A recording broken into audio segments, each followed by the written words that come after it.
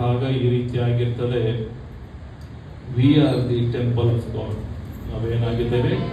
ನಾವು ದೇವರ ಆಲಯವಾಗಿದ್ದೇವೆ. ಸೊ ಈ ವಿಷಯದ ಕುರಿತಾಗಿ ಈ ದಿನ ನಾನು ನಿಮಗೆ ಪ್ರಸಂಗ ಮಾಡೋದಕ್ಕೆ ಇಷ್ಟಪಡುವಂತನಾಗಿರ್ತೇನೆ. We are the temple of God. ನಾನು ದೇವರ ಆಲಯವಾಗಿದ್ದೇನೆ. ಪಕ್ಕದವ್ರ ಕೈ ಕೊಟ್ಟು ಹೇಳ್ರಿ, ನಾನು ಹೇಳ್ಬೇಕು. ಪಕ್ಕದವ್ರು ಅಂದ್ರೆ ಆಜುಬಾಜುದವ್ರು. ಹಲ್ಲೆಲೂಯ. ನಾವಿಲ್ಲ, ಜನರಲ್ ನಾನು ದೇವರ ಆಲಯವಾಗಿದ್ದೇನೆ. Hallelujah, hallelujah.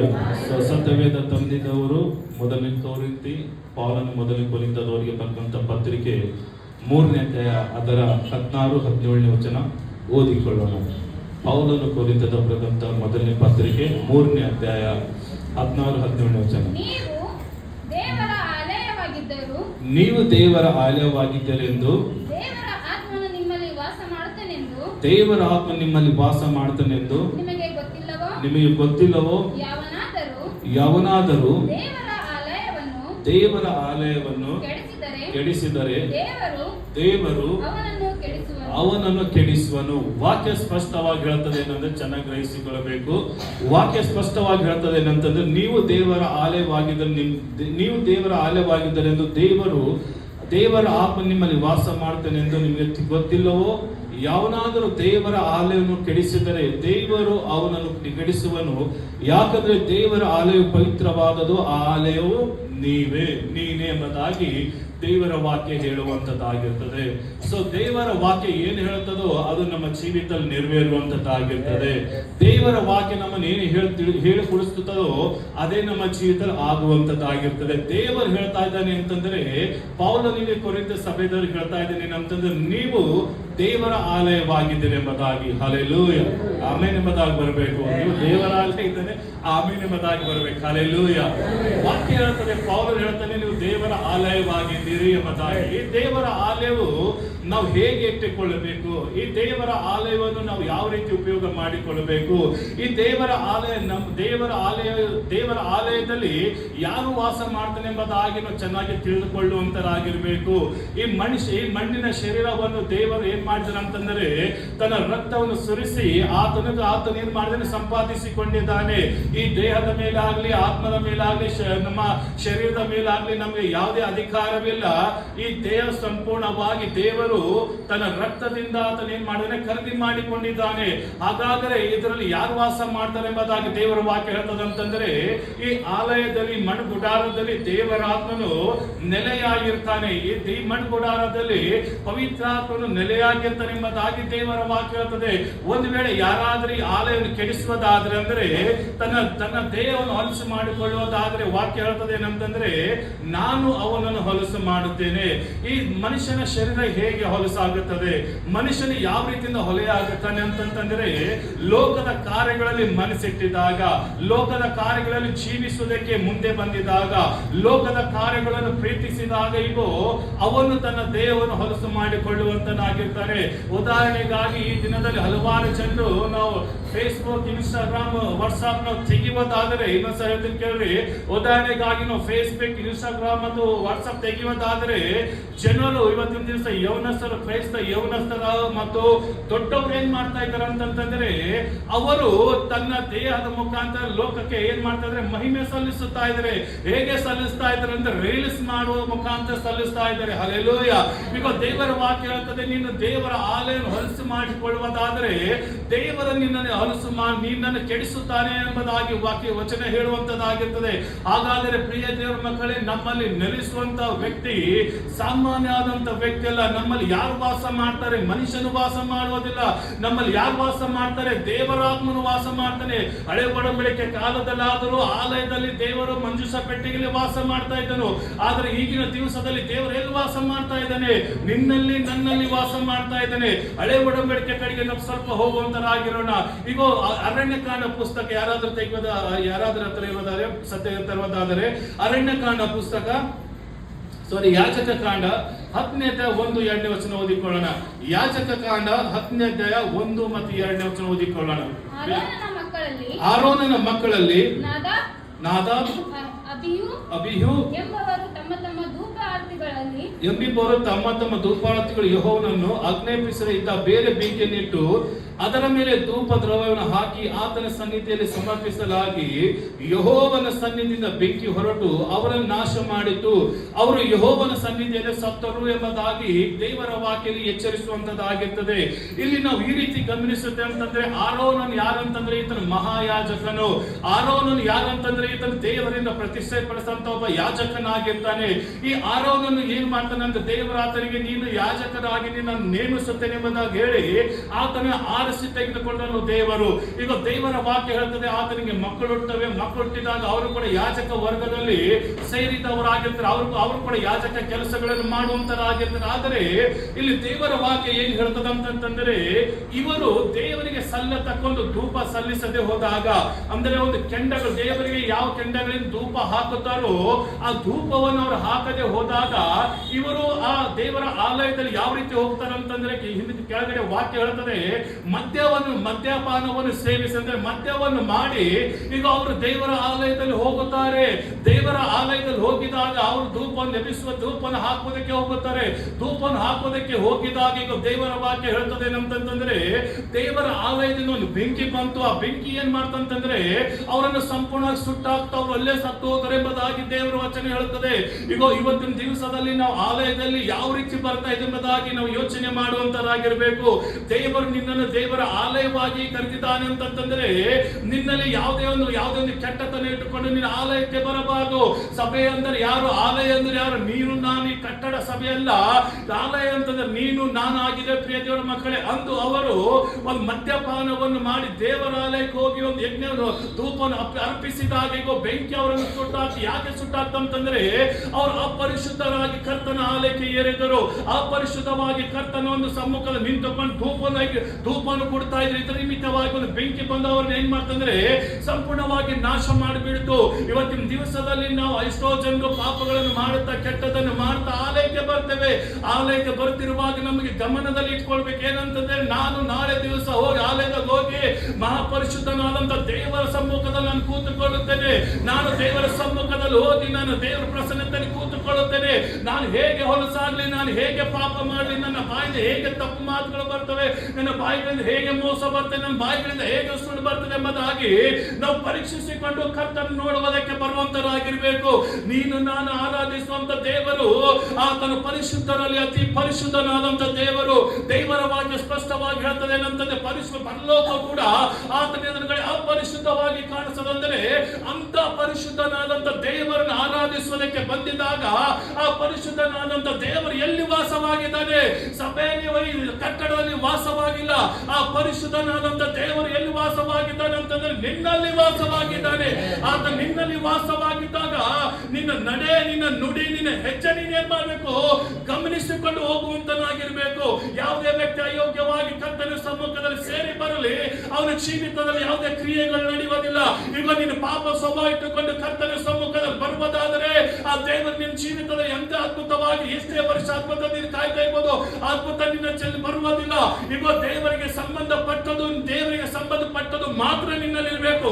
ಶೈತಾನಿಗೆ ಸಂಬಂಧಪಟ್ಟದ್ದು ನಿನ್ನಲ್ಲಿ ಇರಬಾರದು. ಒಂದ್ ವೇಳೆ ಲೋಕಕ್ಕೆ ಸಂಬಂಧಪಟ್ಟ ಶೈತಾನಿಗೆ ಸಂಬಂಧಪಟ್ಟದ್ದು ನಿನ್ನಲ್ಲಿ ಇರುವುದಾದರೆ ನಿನ್ನ ಜೀವಿತದಲ್ಲಿ ಅದ್ಭುತ ಅಲ್ಲೇ ನಿಂತು ಹೋಗುತ್ತದೆ, ಸೂಚಕ ಕಾರ್ಯಗಳು ಅಲ್ಲೇ ನಿಂತು ಹೋಗುತ್ತದೆ, ಆಶೀರ್ವಾದಗಳು ಅಲ್ಲೇ ನಿಂತು ಹೋಗುತ್ತದೆ. ಯಾವ ವ್ಯಕ್ತಿ ತನ್ನ ಮನಸ್ಸನ್ನು ಪಾಪ ಮಾಡಿಯಾ, ಯಾವ ವ್ಯಕ್ತಿ ದೇವರ ಸಮ್ಮುಖದ ಪಶ್ಚಾತ್ತಾಪದೊಟ್ಟಿಗೆ ಕರ್ತನ ಸಮ್ಮುಖದಲ್ಲಿ ಬರ್ತಾನೋ, ಈಗ ದೇವರ ಅವನನ್ನು ಅಭಿಷೇಕಿಸುತ್ತಾನೆ. ಈಗ ದೇವರ ಆತನ ಜೀವಿತ ಅದ್ಭುತ ಮಾಡುವುದಕ್ಕೆ ಹೋಗುತ್ತಾನೆ. ದೇವರು ಆತನನ್ನು ಕಾಣುವುದಕ್ಕೆ ಹೋಗುತ್ತಾನೆ. ದೇವರನ್ನು ಕಾಣುವವರು ಯಾರು? ಯಾರು ಮನಸ್ಸನ್ನು ಶುದ್ಧರಾಗಿದ್ದರು. ದೇವರನ್ನು ಕಾಣುವರು ಯಾರು ತನ್ನ ನಡೆಗಳಿಂದ ಶುದ್ಧರಾಗಿದ್ದರು, ಅವರೇ ಮಾತ್ರ ದೇವರನ್ನು ಕಾಣುವುದಕ್ಕೆ ಸಾಧ್ಯ. ಇವತ್ತಿನ ದಿವಸದಲ್ಲಿ ಎಷ್ಟೋ ಜನ ಸಭೆಗೆ ಬರ್ತಾರೆ. ಯಾಕೆ ಬರ್ತಾರೆ ಸಭೆಗೆ? ಲೋಕದ 6 ದಿವಸಗಳ ಕಾಲ ಸಭೆಯಲ್ಲಿ ಕಳೆದಿ 7ನೇ ದಿವಸ ದೇವರೇ ನನ್ನನ್ನು ಆಶೀರ್ವದಿಸಂತ ಹೇಳಿದಾಗ ಆ ದೇವರು ಹೇಳ್ತಾರೆ, ಜ್ಞಾನದಲ್ಲಿ ಸ್ಪಷ್ಟವಾಗಿ ದೇವರ ವಾಕ್ಯದಿಂದ ಬರೆಯಲ್ಪಟ್ಟಿದೆ ಅಂತಂದ್ರೆ, ಧರ್ಮಶಾಸ್ತ್ರಕ್ಕೆ ಕಿವಿಗೊಡುವ ಪ್ರಾರ್ಥನೆ ಅಸಹ್ಯವಾಗಿದೆ ಎಂಬುದಾಗಿ. ನೀನು ಸಭೆಯಲ್ಲಿ 6 ದಿವಸಗಳ ಕಾಲ ಲೋಕದಲ್ಲಿ ಜೀವಿಸಿ 6 ದಿವಸಗಳ ಕಾಲ ನೀನು ಮನ ಬಂದಂತೆ ನೀನು ಕೆಲಸವನ್ನು ಮಾಡಿ ಪಾಪಗಳಲ್ಲಿ ಕೈ ಹಾಕಿ, ಲೋಕದ ಕಾರ್ಯಗಳಲ್ಲಿ ವ್ಯರ್ಥದಲ್ಲಿ ಕೈ ಹಾಕಿ, ನೀನು ತಿರುಗಿ 7ನೇ ದಿವಸ ಬಂದು ದೇವರೇ ನನ್ನನ್ನು ಆಶೀರ್ವದಿಸಿ ಅಂತಂದ್ರೆ ದೇವರು ನಿನ್ನನ್ನು ನೋಡಿ ಅಸಹ್ಯ ಪಡುತ್ತಾನೆ. ಯಾರು ಕೂಡ ದೇವರ ಆಲಯದ ಜೊತೆ ಆಟ ಆಡಬಾರದು. ಇವತ್ತಿನ ದಿವಸದಲ್ಲಿ ಎಲ್ಲರಿಗೊಂದು ಆಸೆ, ಪರಲೋಕಕ್ಕೆ ಹೋಗ್ಬೇಕು, ದೇವರಿಂದ ಆಶೀರ್ವಾದ ಕೊಡ್ಬೇಕೆಂಬುದಾಗಿ. ಯಾವ ವ್ಯಕ್ತಿ ಆಶೀರ್ವಾದ ಕೊಡ್ತಾನೆ? ಯಾವ ವ್ಯಕ್ತಿ ಪರಲೋಕಕ್ಕೆ ಹೋಗ್ತಾನೆ? ಯಾವನು ದೇವರ ಸಮ್ಮುಖದಲ್ಲಿ ಶುದ್ಧನಾಗಿರ್ತಾನೋ, ಯಾವನು ದೇವರ ಸಮ್ಮುಖದಲ್ಲಿ ಪಾಪ ದೋಷ ಇಲ್ಲದವನಾಗಿರ್ತಾನೋ, ಅವನೇ ಮಾತ್ರ ಪರಲೋಕ ಕಾಣುವುದಕ್ಕೆ ಸಾಧ್ಯ. ಹಲ್ಲೆಲೂಯ. ನಿನ್ನನ್ನು ದೇವರ ಕರೆದದ್ದು ಯಾತಕ್ಕೆ ಅಂತಂತಂದ್ರೆ, ಆತನಿಗೋಸ್ಕರ ಕ್ಷೀಣಿಸೋದಕ್ಕೋಸ್ಕರ, ಆತನಿಗೋಸ್ಕರ ಕ್ರಿಯೆ ಮಾಡೋದಕ್ಕೋಸ್ಕರ ದೇವರು ನಿನ್ನನ್ನು ಕರೆದಂತ ದೇವರಾಗಿದ್ದಾನೆ. ಈಗ ಇನ್ನೊಂದು ವಚನ ನಾವು ಓದಿಕೊಳ್ಳುವಂತರಾಗಿರೋಣ. ಪೌಲನು ಬರೆದಂತ ಮೊದಲನೇ ಕೊರಿಂಥ ಪತ್ರಿಕೆ 3ನೇ ಅಧ್ಯಾಯ 14ನೇ ವಚನ.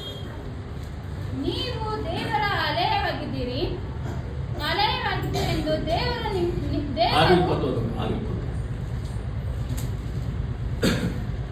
ಜ್ಞಾನಿಗಳ ಯೋಚನೆಗಳು ನಿಷ್ಫಲವಾದವುಗಳನ್ನು ಕರ್ತನು ತಿಳುಕೊಳ್ಳುತ್ತಾನೆ. ಮೊದಲನೇ ಕೊರಿಂಥ 6:20. ನೀವು ನಿಮ್ಮ ಸ್ವಂತ ಸೊತ್ತಲ್ಲ, ನೀವು ಕ್ರಯಕ್ಕೆ ಕೊಳ್ಳಲ್ಪಟ್ಟವರು. ಆದ ಕಾರಣ ವಾಕ್ಯ ಹೇಳ್ತದೆ, ಇಲ್ಲಿ ಏನ್ ಹೇಳ್ತದೆ? ಆದ ಕಾರಣ ನಿಮ್ಮ ದೇಹದಲ್ಲಿ ದೇವರ ಪ್ರಭಾವವನ್ನು ಪ್ರಕಾಶಪಡಿಸಿರಿ. Hallelujah, hallelujah. ಗಟ್ಟಿಯಾಗಿ ಹೇಳ್ಬೇಕು, ಹಲ್ಲೆಲೂಯ. ವಚನ ಹೇಳುತ್ತದೆ, ನಿಮ್ಮ ದೇಹದ ಮುಖಾಂತರ ನೀವು ದೇವರ ಪ್ರಭಾವವನ್ನು ಏನ್ ಮಾಡ್ರಿ? ಪ್ರಕಾಶಪಡಿಸ್ರಿ ಎಂಬುದಾಗಿ ದೇವರ ವಾಕ್ಯ ಹೇಳುವಂತದ್ದಾಗಿರ್ತದೆ. ಅಂದರೆ ದೇವರು ನಿಮ್ಮಲ್ಲಿ ವಾಸವಾಗಿದ್ದಾನೆ. ಆ ದೇವರು ನಿಮ್ಮಲ್ಲಿ ವಾಸವಾಗಿರುವಾಗ ನಿಮ್ಮ ದೇಹದ ಮುಖಾಂತರ ನೀವು ಪ್ರಕಾಶವನ್ನು ಪ್ರಭಾವಪಡಿಸಬೇಕು. ನಿಮ್ಮ ದೇಹದಲ್ಲಿ ದೇವರ ಪ್ರಭಾವವನ್ನು ನೀವೇನ್ ಮಾಡಬೇಕು? ಪ್ರಕಾಶಪಡಿಸಬೇಕು.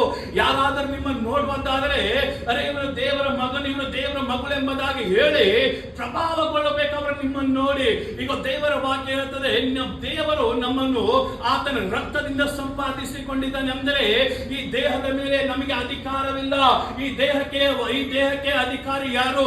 ಈ ದೇಹಕ್ಕೆ ಓನರ್ ಯಾರು? ಈ ದೇಹಕ್ಕೆ ಒಬ್ಬ ಒಡೆಯನ್ ಯಾರು ಅಂತಂದ್ರೆ ದೇವರು.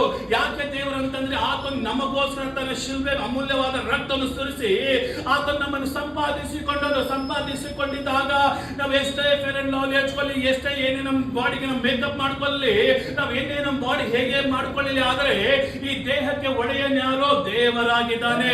ಈ ದೇವರ ಒಂದು ದೇಹಕ್ಕೆ ಒಡೆಯನು ದೇವರಾಗಿರುವಾಗ ನಮ್ಮ ದೇಹದ ಮುಖಾಂತರ ಆತನಿಗೆ ಪ್ರಭಾವ ಪಡಿಸುವಂತರಾಗಿರ್ಬೇಕು. ಇವತ್ತಿನ ದಿವಸದಲ್ಲಿ ನಾವು ಸೋಷಿಯಲ್ ಮೀಡಿಯಾ ತೆಗೆದು ನೋಡುವುದಾದರೆ, ಹಿಂಗ್ ಸ್ಕ್ರೋಲ್ ಮಾಡಿದ್ರೆ ಆಯ್ತು ಒಂದು ರೀಲ್, ಹಿಂಗ್ ಸ್ಕ್ರೋಲ್ ಮಾಡಿದಾದ್ರೆ ಒಂದು ರೀಲ್, ಈ ರೀತಿ ಸ್ಕ್ರೋಲ್ ಮಾಡಿದರೆ ಜನರು ಏನ್ ಮಾಡ್ತಾರೆ? ತಮ್ಮ ದೇಹದ ಮುಖಾಂತರ ಶೈತಾನಿಗೆ ಮಹಿಮೆ ಪಡಿಸ್ತಾ ಇದ್ದಾರೆ. ದೇವರು ಹೇಳ್ತಾ ಇದ್ದಾನೆ, ನನಗೆ ಮಹಿಮೆ ಕೊಡ್ರಿ, ನನಗೆ ಪ್ರಭಾವ ಕೊಡ್ರಿ ಎಂಬುದಾಗಿ ಹೇಳಿದಾಗ ಇವತ್ತಿನ ದಿವಸದಲ್ಲಿ ಎಷ್ಟೋ ಹುಚ್ಚರು, ವಾಕ್ಯದ ಜ್ಞಾನ ಇಲ್ಲದಂತ ಜನರು, ವಾಕ್ಯ ತಿಳಿದು ಕೂಡ ಮಾಡುವಂತ ಕೆಲವು ಜನ ಇದ್ದಾರೆ. ಅವರು ತನ್ನ ದೇಹದ ಮುಖಾಂತರ ಲೋಕಕ್ಕೆ ಮಹಿಮೆ ಪಡಿಸ್ತಾ ಇದ್ದಾರೆ. ನಾನು ಪ್ರಸಿದ್ಧಿ ಆದರೆ ಸಾಕು, ನನ್ನ ಹೆಸರು ಬಂದರೆ ಸಾಕು, ನಾನು ಸುಂದರವಾಗಿದೆ, ಜನರು ನನ್ನ ನೋಡಿ ಕಮೆಂಟ್ ಇಡಬೇಕು, ಜನರು ನನ್ನ ನೋಡಿ ನಾನು ಹೊಗಳಬೇಕು, ಜನರು ನನ್ನ ನೋಡಿ ವಾ ತಿನ್ಬೇಕೆಂಬುದಾಗಿ ಹಲವಾರು ಜನ ಸೋಷಿಯಲ್ ಮೀಡಿಯಾದಲ್ಲಿ ಹಿಟ್ ಆಗೋದಕ್ಕೆ ಹೋಗುತ್ತಾ ಇದ್ದಾರೆ.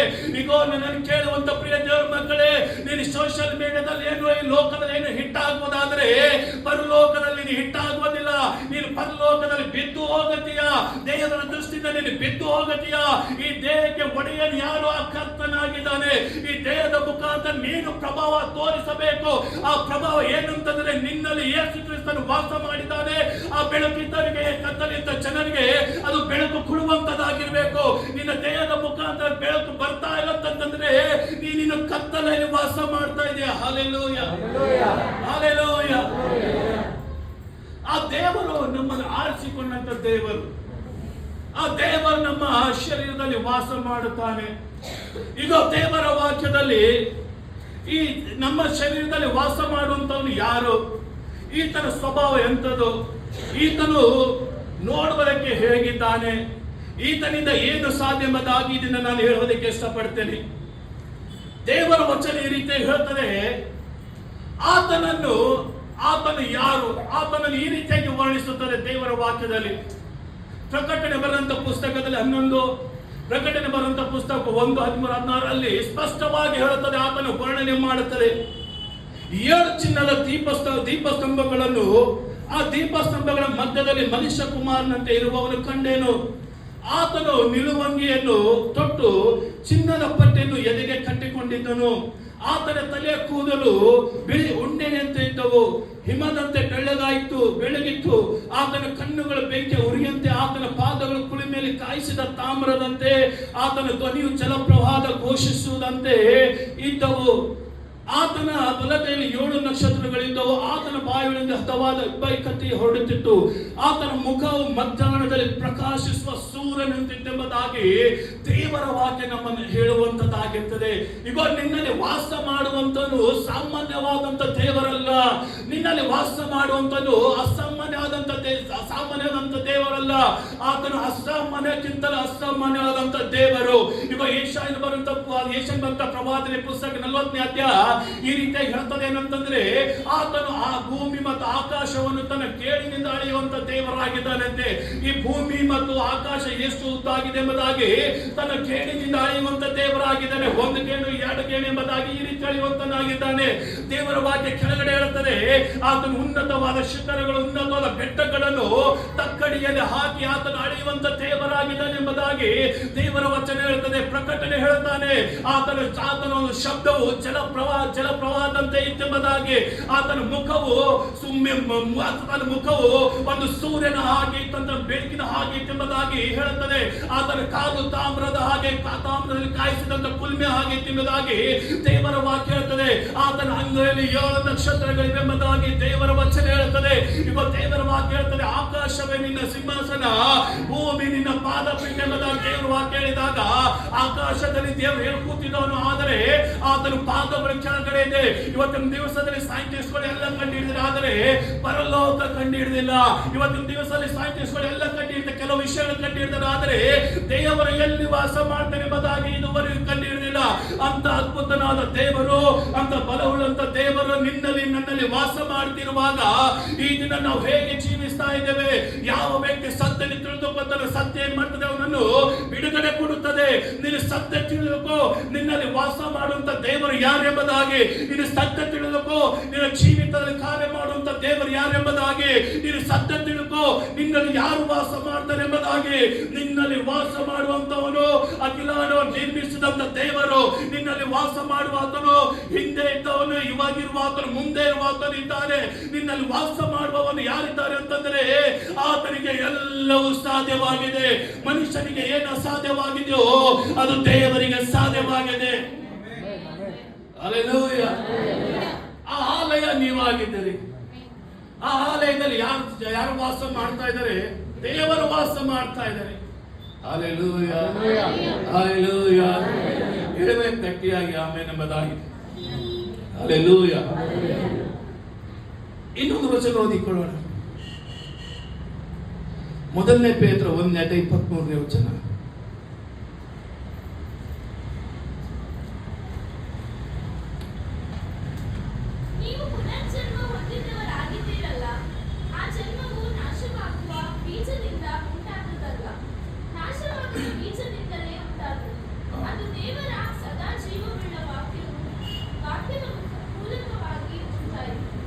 ಇನ್ನೊಂದು ವಚನ ಹೋದ್ರೆ 2 ಕೊರಿಂಥಿ 5:17.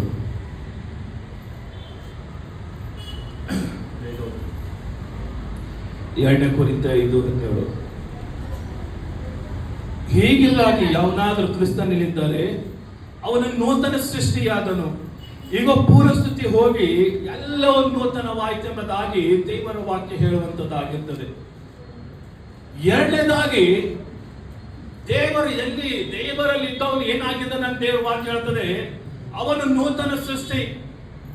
ಅಂದರೆ ದೇವರು ನಿನ್ನಲ್ಲಿ ವಾಸ ಮಾಡಿದಾಗ ನೀನ್ ಏನಾಗ್ತೀಯ ಅಂತಂದ್ರೆ, ನೀನು ಹೊಸಬನಾಗಿ ನೀನು ಜೀವಿಸುತ್ತೀಯ. ಈಗ ಒಬ್ಬ ವ್ಯಕ್ತಿ ತಂದೆ ಮಗ ಪವಿತ್ರಾತ್ಮದಲ್ಲಿ ದೀಕ್ಷಾ ಸ್ನಾನ ತೆಗೆದುಕೊಂಡಾದ ನಂತರ ಅವನು ನೂತನ ಸೃಷ್ಟಿಯಾಗಿ ಮಾರ್ಪಡ್ತಾನೆ. ಅಂದರೆ ಕ್ರಿಸ್ತನಲ್ಲಿ ಆತನು ಹೊಸಬನಾಗಿ ಹುಟ್ಟುತ್ತಾನೆ. ಕ್ರಿಸ್ತನು ಅವನಲ್ಲಿ ಇರುತ್ತಾನೆ, ದೇವರ ಆತ್ಮನ ಅವನಲ್ಲಿ ನೆಲೆಗೊಳ್ಳುತ್ತದೆ. ಈಗ ದೇವರ ಆತ್ಮ ನೆಲೆಗೊಂಡಿದಾಗ ಇದೇ ವಚನ ಕೆಳಗಡೆ ಸ್ಪಷ್ಟವಾಗಿ ಹೇಳ್ತದೆ ಏನಂತಂದ್ರೆ, ಈ ಕ್ರಿಸ್ತನಲ್ಲಿ ಇರುವವನು ಯಾವ ರೀತಿ ಇರಬೇಕೆಂಬುದಾಗಿ. ಈ ಕ್ರಿಸ್ತನಲ್ಲಿ ಇದ್ದವನು ಹೊಸವನಾಗಿದಾಗ ಅವನು ಯಾವ ರೀತಿ ಜೀವಿಸಬೇಕೆಂಬುದಾಗಿ ಕೆಳಗಡೆ ವಾಕ್ಯ ಹೇಳುವಂತದ್ದಾಗಿರ್ತದೆ. ಈಗ ನೀನು ಕ್ರಿಸ್ತನಲ್ಲಿ ಜೀವಿಸುತ್ತಿರುವಾಗ ನೀನು ಹೊಸ ಸೃಷ್ಟಿಯಾದ, ನೀನು ಕ್ರಿಸ್ತನಲ್ಲಿ ಜೀವಿಸುತ್ತಿರುವಾಗ ಹೊಸ ಸ್ವಭಾವವುಳ್ಳ ವ್ಯಕ್ತಿಯಾದ. ಆದರೆ ಹೊಸ ಸ್ವಭಾವವುಳ್ಳವನಾಗಿದ್ದಾಗ ನೀನು ಏನು ಮಾಡಬೇಕು? ಹೊಸ ಕ್ರಿಯೆ, ನೀನು ಜೀವಿತದಲ್ಲಿ ಹೊಸ ಕ್ರಿಯೆ ನಡೆದಾಗ ನೀನು ಏನು ಮಾಡಬೇಕೆಂಬುದಾಗಿ ದೇವರ ವಾಕ್ಯ ಕೆಳಗಡೆ ಹೇಳುವಂತದ್ದಾಗಿರ್ತದೆ. ತಿರುಗಿ ಕೆಳಗಡೆ ವಚನ ಹೇಳ್ತದೆ ಅಂತಂದ್ರೆ, ನಾವು ಆತನ ರಾಯಭಾರಿಗಳಾಗಿದ್ದೇವೆ, ಅಂದರೆ ಕ್ರಿಸ್ತನನ್ನು ತೋರಿಸುವಂತ ಮಕ್ಕಳು ನಾವಾಗಿದೆ ಎಂಬುದಾಗಿ ದೇವರ ವಾಕ್ಯ ಹೇಳುವಂತದ್ದಾಗಿರ್ತದೆ. ಈಗ ನೀನು ಕ್ರಿಸ್ತನಲ್ಲಿ ಹೊಸವನಾಗಿ ಹುಟ್ಟಿದಾಗ ನಿನ್ನ ಕೆಲಸ ಏನಂತಂದ್ರೆ ಲೋಕದಲ್ಲಿ ಮಿಂಚುವುದಲ್ಲ. ನೀನು ಕ್ರಿಸ್ತನಲ್ಲಿ ಹುಟ್ಟಿದಾಗ ನಿನ್ನ ಕೆಲಸ ಏನಂತಂದ್ರೆ ಲೋಕದ ವ್ಯವಹಾರದಲ್ಲಿ ಸಿಕ್ಕಿಕೊಳ್ಳುವುದಲ್ಲ. ನೀನು ಕ್ರಿಸ್ತನಲ್ಲಿ ನೀನು ನೂತನವಾಗಿ ಹುಟ್ಟಿರುವುದಾದರೆ ನಿನ್ನ ಕೆಲಸ ಏನಂತಂದ್ರೆ ತಿರುಗಿ ಪಾಪವು ಮಾಡುವುದಿಲ್ಲ. ಒಂದು ಸಾರಿ ಪಾಪದ ಮರಣ ಬೇಡ ಎಂಬುದಾಗಿ ಹೇಳಿ ನೀನು ಕ್ರಿಸ್ತನ ಹೆಸರಿನಲ್ಲಿ ದೀಕ್ಷಾ ಸ್ನಾನ ತೆಗೆದುಕೊಂಡಿದಾಗ ನೀನು ಹೊಸ ಸೃಷ್ಟಿಯಾದೆ. ಹೊಸ ಸೃಷ್ಟಿಯಾಗಿದ್ದಾಗ ನೀನು ಮಾಡಬೇಕಾದ ಒಂದು ಕೆಲಸ ಏನಂತಂದ್ರೆ ನೀನು ಆತನ ರಾಯಭಾರಿಯಾಗಿ ಈಗ ಆತನಿಗೋಸ್ಕರ ಚಲಿಸುವಂತನಾಗಿರ್ಬೇಕು, ಆತನಿಗೋಸ್ಕರ ದುಡಿಯುವಂತನಾಗಿರ್ಬೇಕು, ಆತನ ರಾಜ್ಯ ವಿಸ್ತಾರ ಮಾಡುವಂತನಾಗಿರ್ಬೇಕು, ನಶಿಸಿ ಹೋಗುವಂತ ಆತ್ಮಗಳಿಗೋಸ್ಕರ ಸುವಾರ್ತೆ ಸಾರುವಂತನಾಗಿರ್ಬೇಕು. ಎಲ್ಲಿ ಸುವಾರ್ತೆ ಅಲ್ಲಿ ಹೋಗಿ ಸುವಾರ್ತೆ ಸಾರುವ ಹಾಗೆ ಕ್ರಿಯೆ ಮಾಡಬೇಕು. ಯಾರು ನಶಿಸಿ ಜನರು ಹೋಗುತ್ತಾ ಇದ್ರೆ ಅವರಿಗೋಸ್ಕರ ಪ್ರಾರ್ಥನೆ ಎಂಬ ಆತ್ಮದಲ್ಲಿ ತುಂಬಲ್ಪಟ್ಟ ವಿಜ್ಞಾಪನೆಗಳು ಪ್ರಾರ್ಥನೆ ಮಾಡ್ತಾ ನೀನು ಪ್ರಾರ್ಥಿಸುವಂತನಾಗಿರ್ಬೇಕು. ಈಗ ನೀನು ಸತ್ಯ ತಿಳಿದುಕೊಳ್ಳುವುದಾದ್ರೆ ಸತ್ಯ ನಿನ್ನನ್ನು ಬಿಡುಗಡೆ ಮಾಡುತ್ತದೆ. ಈಗ ದೇವರ ವಾಕ್ಯ ಹೇಳ್ತದೆ, ನೀನು ನೂತನ ಸೃಷ್ಟಿ, ನೀನು ದೇವರ ರಾಯಭಾರಿಯಾಗಿದೆ. ರಾಯಭಾರಿಯ ಕೆಲಸ ಏನಂತಂದ್ರೆ ಯೇಸುವಿನ ನಾಮ ಕೆಳಗೆ ಹಾಕುವುದಲ್ಲ, ಯೇಸುವಿನ ನಾಮ ಅವಮಾನಕ್ಕೆ ತರುವುದಲ್ಲ, ಯೇಸುವಿನ ನಾಮ ನಿಂದೆಗೆ ಗುರಿ ಮಾಡೋದಲ್ಲ, ಯೇಸುವಿನ ನಾಮ ಅವಮಾನ ಮಾಡುವುದಿಲ್ಲ. ಅವಮಾನ ನಿಂದೆ ಯಾವಾಗ ಆಗ್ತದೆ ಅಂತಂದ್ರೆ ನೀನು ಕೆಟ್ಟ ದಾರಿಯಲ್ಲಿ ಹಿಡಿದುಕೊಂಡು ಹೋಗುತ್ತಿರುವಾಗ ಜನರು ನಿನ್ನ ನೋಡಿ ಹೇಳ್ತಾರೆ, ತೀರ್ಪು ಮಾಡ್ತಾರೆ, ಅವರು ಸಭೆಗೆ ಹೋಗ್ತಾರೆ, ಅವರು ಯೇಸುವಿಗೆ ಪ್ರೀತಿ ಮಾಡ್ತಾರೆ, ಅವರು ಯೇಸುವನ್ನು ಹಿಂಬಾಲಿಸ್ತಾರೆ. ಆದರೆ ಅವರ ಕ್ರಿಯೆಗಳು ಒಳ್ಳೆಯದಲ್ಲ. ಅವರು ದೇವರನ್ನು ನೋಡ್ತಾರೆ, ದೇವರ ಆಲಯಕ್ಕೆ ಹೋಗ್ತಾರೆ, ಪ್ರಾರ್ಥನೆ ಮಾಡ್ತಾರೆ, ಆದರೆ ಇವರ ಕ್ರಿಯೆಗಳು ಒಳ್ಳೆಯದಲ್ಲ. ಇವರು ಆಡಿದ ಪ್ರಕಾರ ನಡೆಯುವುದಿಲ್ಲ. ಇವರ ಬಾಯಿಂದ ಹೊಲಸು ಮಾತುಗಳು ಬರ್ತವೆ. ಇವರ ಕೆಟ್ಟ ಆಲೋಚನೆಗಳು ಮಾಡ್ತಾರೆ. ವ್ಯಭಿಚಾರದಲ್ಲಿರ್ತಾರೆ, ಕುಡುತನದಲ್ಲಿರ್ತಾರೆ, ಜಾರತ್ವದಲ್ಲಿರ್ತಾರೆ, ವಿಗ್ರಹಾರಾಧನೆಯಲ್ಲಿರ್ತಾರೆ, ಹೊಟ್ಟೆ ಕಿಚ್ಚಿನಲ್ಲಿರ್ತಾರೆ ಎಂಬುದಾಗಿ ಜನರ ವಿರುದ್ಧವಾಗಿ ತೀರ್ಪು ಮಾಡುವುದಾದರೆ ನೀನು ತಿಳಿದುಕೋ, ನಿನ್ನ ಮುಖಾಂತರ ದೇವರ ನಾಮ ಏನಾಗ್ತದೆ?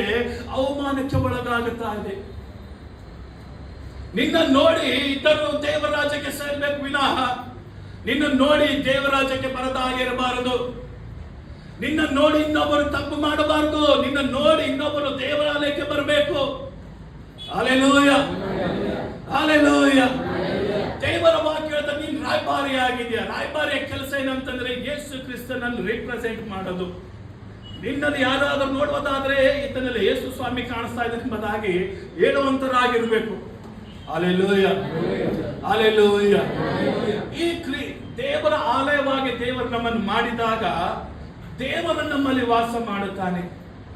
ದೇವರು ನಮ್ಮಲ್ಲಿ ವಾಸ ಮಾಡಿದಾಗ ಈ ದೇಹದಲ್ಲಿ ಯಾವುದಾದ್ರೂ ಅನಾರೋಗ್ಯ ಇರುವುದಕ್ಕೆ ಸಾಧ್ಯನಾ? ಹೇಳ್ಬೇಕ್ರಿ, ಇರ್ಲಕ್ ಸಾಧ್ಯನಾ? ಇಲ್ಲ. ಯಾಕೆ ಇಲ್ಲ ಅಂತಂತಂದ್ರೆ ಆರೋಗ್ಯದಾಯಕನು, ಆರೋಗ್ಯ ಕೊಡುವಾತನು ಆತನು ಎಲ್ಲಿದ್ದಾನಂತಂದ್ರೆ ನಮ್ಮಲ್ಲಿ ವಾಸ ಮಾಡ್ತಾ ಇದ್ದಾನೆ. ಇವತ್ತಿನ ದಿವಸದಲ್ಲಿ ನಂಬುವುದಾದರೆ, ಸತ್ಯವನ್ನು ತಿಳಿದುಕೊಳ್ಳುವುದಾದರೆ, ಹಲ್ಲೆಲೂಯಾ, ನಂಬುವುದಾದರೆ, ಸತ್ಯವನ್ನು ತಿಳಿದುಕೊಳ್ಳುವುದಾದರೆ ನಾನು ಹೇಳ್ತೀನಿ ಏನಂತಂದ್ರೆ ಇನ್ನು ಮೇಲೆ ನೀನು ಪಂಚತನದಲ್ಲಿ ಜೀವಿಸುವುದಿಲ್ಲ, ಇನ್ಮೇಲೆ ನೀನು ಬಡತನದಲ್ಲಿ ಜೀವಿಸುವುದಿಲ್ಲ, ಇನ್ ಮುಂದೆ ನೀನು ಶಾಪದಲ್ಲಿ ಜೀವಿಸುವುದಿಲ್ಲ.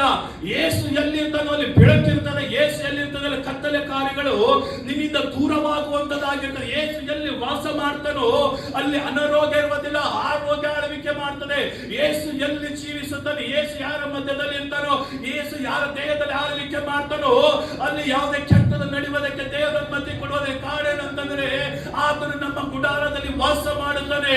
ಆತನು ನಮ್ಮ ಗುಡಾರದಲ್ಲಿ ವಾಸ ಮಾಡ್ತಿರುವಾಗ ನಂಬಿಕೆ ಅವರು ಹೇಳಬೇಕು, ದೇವರೇ ನೀನು ನನ್ನ ಗುಡಾರದಲ್ಲಿ ಇದೆಯಾ, ನನ್ನಲ್ಲಿ ಯಾವುದೇ ರೋಗ ಇಲ್ಲ, ಯಾವುದೇ ಬಲ ಏನಂತಿಲ್ಲ, ಯಾವುದೇ ಅನಾರೋಗ್ಯ ಇಲ್ಲ, ಯಾವುದೇ ಶಾಪ ಇಲ್ಲ ಎಂಬುದಾಗಿ ಯಾವಾಗ ನೀನು ಹೇಳುವುದಕ್ಕೆ ಪ್ರಾರಂಭ ಮಾಡುತ್ತೀಯೋ ನಿನ್ನ ದೇಹದಿಂದ ಒಂದು ಬೆಳಕು ಹೊರಗಡೆ ಬರುತ್ತದೆ. ನಿನ್ನ ದೇಹದಿಂದ ಒಂದು ದೈವಿಕದ ಶಕ್ತಿ ಹೊರಗಡೆ ಬರುತ್ತದೆ. ಇದುವರೆಗೂ ನಿನ್ನ ದೇಹದಲ್ಲಿ ಅನಾರೋಗ್ಯ ವಾಸ ಮಾಡಿತು, ಇದುವರೆಗೆ ನಿನ್ನ ಗಂಡನ ಜೀವಿತದಲ್ಲಿ ಅನಾರೋಗ್ಯ ಇದೆ, ನಿನ್ನ ಮಗನ ಜೀವಿತದಲ್ಲಿ ಅನಾರೋಗ್ಯ ಇದೆ. ಆದರೆ ಆ ಅನಾರೋಗ್ಯ ಹೇಗೆ ಹೋಗುತ್ತದೆ ಅಂತಂದ್ರೆ ನೀನು ಸತ್ಯವನ್ನು ತಿಳಿದುಕೊಳ್ಳಬೇಕು. ಸತ್ಯ ಏನಂತಂದ್ರೆ ಯೇಸು ಕ್ರಿಸ್ತನು ನಿನ್ನನ್ನು ದೇವರ ಆಲಯ ಮಾಡಿದ್ದಾನೆ. ಆ ಆಲಯದಲ್ಲಿ ನೀನು ದೇವರು ವಾಸ ಮಾಡುತ್ತಾನೆ. ಎಲ್ಲಿ ದೇವರು ಇರ್ತಾನೋ ಕತ್ತಲೆ ಕಾರ್ಯಗಳಿಗೆ ಯಾವುದೇ ಔಷಧ ಯಾವುದೇ ಒಂದು ಸಮಯ ಇರೋದಿಲ್ಲ, ಯಾವುದೋ ಒಂದು ಅದಕ್ಕೆ ಆದಿ ಮಾಡಿಬಿಡುವಂತ ಮಾರ್ಗ ಇರೋದಿಲ್ಲ. Hallelujah, hallelujah. ಒಂದು ವಚನ ಓದ್ರಿ, ಮಾರ್ಕಂಡ್ ಬರುವಂತ ಸುವಾರ್ತೆ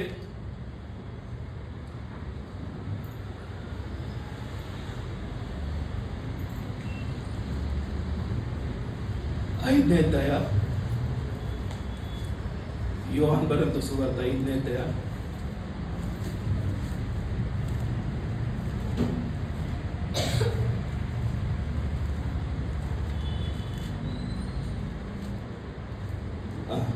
ಎಂಟನೇ ವಚನ. ಯೇಸು ಅವನಿಗೆ, ಎದ್ದು ನಿನ್ನ ಹಾಸಿಗೆಯನ್ನು ಹೊತ್ತುಕೊಂಡು ನಡೆ ಎಂದು ಹೇಳಿದನು. ಆ ಕ್ಷಣವೇ ಆ ಮನುಷ್ಯನು ಸ್ವಸ್ಥನಾಗಿ ತನ್ನ ಹಾಸಿಗೆಯನ್ನು ಹೊತ್ತುಕೊಂಡು ನಡೆದನು.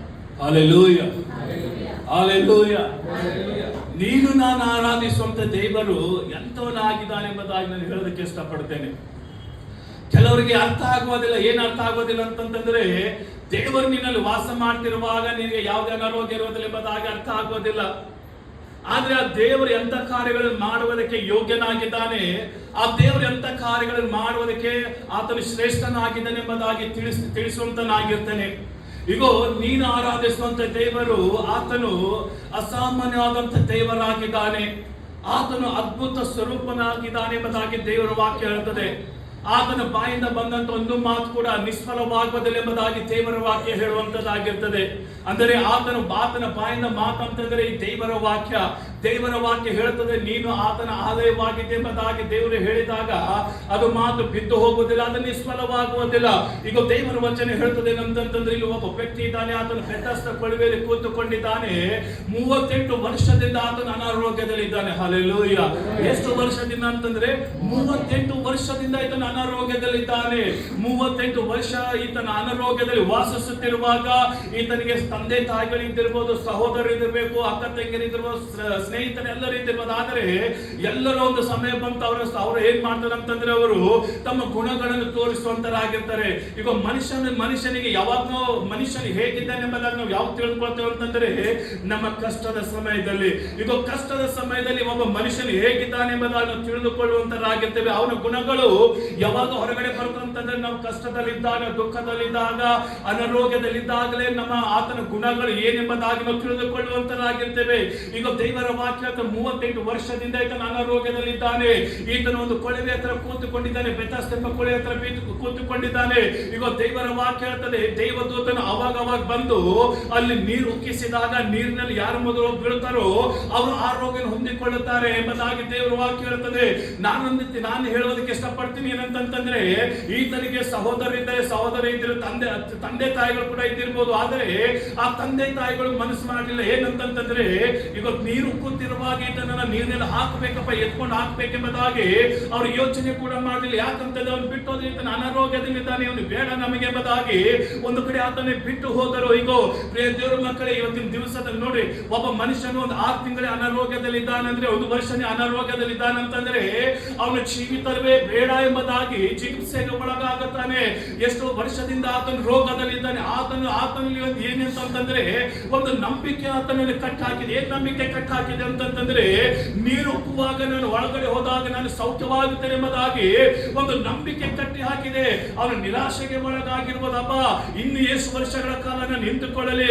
ಅವನ ಅಪನಂಬಿಕೆಗೆ ಒಳಗಾಗಿರ್ಬೋದು, ಇನ್ನು ಎಷ್ಟು ವರ್ಷಗಳ ಕಾಲನ ಹೀಗೆ ಇರಲಿ. ಜನರ ಮಾತುಗಳನ್ನು ಕೇಳಿ ಅಪನಂಬಿಕೆಗೆ ಒಳಗಾಗಿರುವ ನಿರೀಕ್ಷೆ ಕಳೆದುಕೊಂಡಿರ್ಬೋದು. ಆದರೂ ಕೂಡ ಅವನು ದೇವರ ಮೇಲೆ ಒಂದು ನಂಬಿಕೆ ನಿಮಿತ್ತವಾಗಿ ಅವನು ಜೀವಿಸುವಂತನಾಗಿರ್ತಾನೆ. ಈಗ ನಾನೊಂದು ಮಾತು ಹೇಳಕ್ಕೆ ಇಷ್ಟಪಡ್ತೀನಿ. ನಿಮ್ಮ ದೇಹದಲ್ಲಿ ಎಷ್ಟೇ ವರ್ಷದ ರೋಗಗಳಿರಲಿ, ನಿಮಗೊಂದು ನಿರೀಕ್ಷೆ ಇರಲಿ. ನಿಮ್ಮ ದೇಹದಲ್ಲಿ ಎಷ್ಟೋ ವರ್ಷದಿಂದ ನಿಮಗೆ ಸೈತಾನ ಕಟ್ಟಾಕಿರ್ಬೋದು, ನಿಮಗೊಂದು ನಂಬಿಕೆ ಇರಲಿ. ಏನ್ ನಂಬಿಕೆ ಇಲ್ಲ ಅಂತಂದ್ರೆ, ದೇವರು ನನ್ನನ್ನು ಬಿಡುಗಡೆ ಮಾಡ್ತೇನೆ ಎಂಬುದಾಗಿ. ಈ ತಿಂಗಳಿಗೆ ದೇವರು ಕೊಟ್ಟಂತ ವಾಗ್ದಾನ ಏನಂತಂದ್ರೆ, ದೇವರ ಕ್ರಿಯೆಗಳನ್ನು ಮಾಡುವಂತ ತಿಂಗಳು. ಈಗ ನಿನ್ನ ಜೀವಿತದಲ್ಲಿ ಆ ದೇವರು ಏನ್ ಮಾಡ್ತಾನೆ, ಕ್ರಿಯೆಗಳನ್ನು ಮಾಡುವುದಕ್ಕೆ ಹೋಗುತ್ತಾನೆ. ಯಾರ ಜೀವಿತದಲ್ಲಿ ಕ್ರಿಯೆ ಮಾಡ್ತಾನೆ, ನಂಬಿದವರ ಜೀವಿತದಲ್ಲಿ ಕ್ರಿಯೆ ಮಾಡ್ತಾನೆ. ಯಾರ ಜೀವಿತದಲ್ಲಿ ಕ್ರಿಯೆ ಮಾಡ್ತಾನೆ ಅಂತ ನಿರೀಕ್ಷೆ ಇಟ್ಟುಕೊಂಡು, ದೇವರೇ ನನ್ನನ್ನು ಬಿಡುಗಡೆ ಮಾಡು, ದೇವರೇ ನನ್ನನ್ನು ಹೊರಗೆ ತೆಗೆದುಕೊಂಡು ಬಾ ಎಂಬುದಾಗಿ ಯಾರು ಹೇಳ್ತಾರೋ ಅವರ ಜೀವಿತದ ದೇವರು ಬಿಡುಗಡೆ ಮಾಡುತ್ತಾನೆ. ಈಗ ನಿನ್ನಲ್ಲಿ ವಾಸ ಮಾಡುವಂತ ದೇವರು ಅಖಿಲವನ್ನು ನಿರ್ಮಿಸಿದಂತ ದೇವರಾಗಿದ್ದಾನೆ. ಈಗ ದೇವರ ವಾಕ್ಯ 38 ವರ್ಷದಿಂದ ಒಂದೇ ಆತನ ಸ್ಥಳದಲ್ಲಿ ಕೂತಿದಾಗ ದೇವರ ವಾಕ್ಯ ಸ್ಪಷ್ಟವಾಗಿ ಹೇಳ್ತದೆ ಏನಂತಂದ್ರೆ, ಯೇಸು ಅವನನ್ನು ನೋಡಿದನು. ಈಗ ಜನರು ಆತನಿಗೆ ಏನು ಸಹಾಯ ಮಾಡ್ತಿಲ್ಲ, ಜನರು ಆತನಿಗೆ ಜನರು ನೀರಿನಲ್ಲಿ ಹಾಕೋದಕ್ಕೆ ಯಾರು ಮುಂದೆ ಬರ್ತಾ ಇಲ್ಲ. ಬೇರೆ ಜನರು ಹೋಗ್ತಾ ಇದ್ದಾರೆ, ನೀರಿನಲ್ಲಿ ಚಿಡಿತಾ ಇದ್ರೆ ಸೌಖ್ಯ ಹೊಂದಿಕೊಳ್ತಾ ಇದ್ದಾರೆ. ಆದ್ರೆ ಇವನ ಸಮಯ ಬರ್ತಾ ಇಲ್ಲ. ಈಗ ದೇವರು ಹೇಳ್ತಾರೆ, ದೇವರು ಆತನ ಒಂದಾನೊಂದು ದಿವಸದಲ್ಲಿ ಒಂದು ಜಾತ್ರೆ ನಡೀತಾ ಇದ್ದ. ಜಾತ್ರೆ ನಡೀತಿರುವಾಗ ಯೇಸು ಸ್ವಾಮಿ ಅದರ ಜಾತ್ರೆಯಲ್ಲಿ ಹೋಗೋದಕ್ಕೆ ಪ್ರಾರಂಭ ಮಾಡ್ತಾನೆ.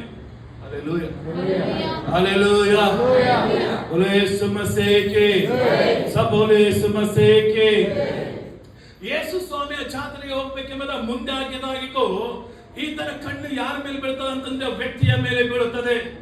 ಯೇಸು ಸ್ವಾಮಿ ಎಂದುಕೊಳ್ಳುತ್ತಾನೆ, ಈತನು ಬಹಳ ವರ್ಷಗಳಿಂದ ಅನಾರೋಗ್ಯಕ್ಕೆ ಒಳಗಾಗಿದ್ದಾನೆ ಎಂಬುದಾಗಿ ತಿಳಿದುಕೊಂಡು ಈಗ ಆತನ ಹತ್ರ ಹೋಗುತ್ತಾನೆ. ಆತನ ಹತ್ರ ಹೋಗಿ ನಿನಗೆ ಸೌಖ್ಯವಾಗೋದಕ್ಕೆ ಮನಸ್ಸುಂಟೋ ಎಂಬುದಾಗಿ ಕೇಳಿದಾಗ ಅವನು ಹೇಳ್ತಾನೆ, ಹೌದು ಗುರುವೇ ಎಂಬುದಾಗಿ ಹೇಳ್ತಾನೆ. ಹೌದು ಗುರುವೇ ಎಂಬುದಾಗಿ ಹೇಳಿದ ತಕ್ಷಣ ದೇವರು ಆತನ ಕೈಯನ್ನು ಹಿಡಿದು ಆತನ ಮೇಲಕ್ಕೆ ಬೀಸುತ್ತಾನೆ. ಮೇಲಕ್ಕೆ ಬೀಸಿದಾಗ ದೇವರ ವಾಕ್ಯ ಹೇಳ್ತದೆ, ಅವನು ತನ್ನ ಹಾಸಿಗೆ ತೆಗೆದುಕೊಂಡು ನಡೆದನು ಎಂಬುದಾಗಿ. ಈಗ ಇವತ್ತಿನ ದಿವಸದಲ್ಲಿ ಒಂದು ಮಾತು ಹೇಳೋದಕ್ಕೆ ಇಷ್ಟಪಡ್ತೀನಿ ಪ್ರಿಯ ದೇವರ ಮಕ್ಕಳೇ.